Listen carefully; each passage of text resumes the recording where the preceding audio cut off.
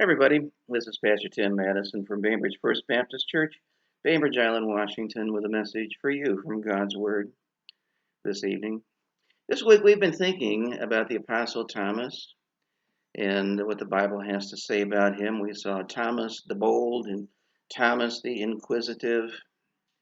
Here we get to the heart of the matter. Some people may say you'll probably find Thomas's house in heaven when you get there, because it wouldn't surprise me if he has a sign out in his front yard that says, "My first name is not Doubting."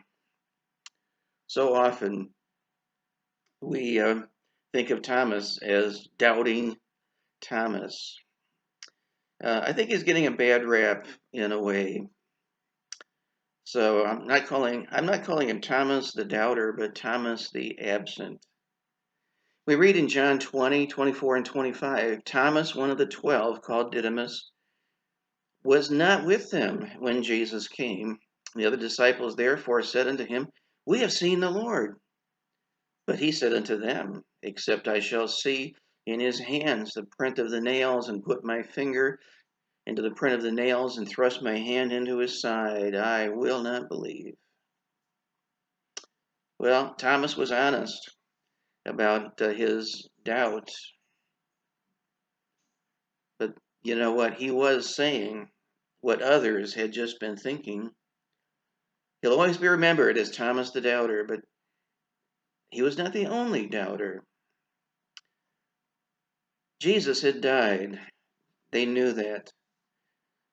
And the evidence was there. They'd seen him laid in the grave, and um, it was just inconceivable that Jesus could actually rise from the dead on that Sunday until they saw him in person.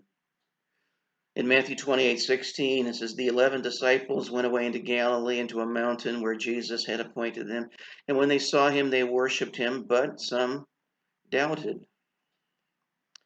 And going back to that Sunday morning, and Luke 24:10-11 says it was Mary Magdalene and Joanna and Mary, the mother of James, and the other women that were with them, which told these things unto the apostles. And their words seemed to them as idle tales, and they believed them not.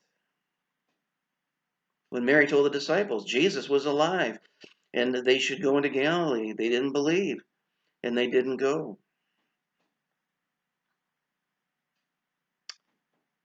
Now, Thomas was not a greater doubter than the others.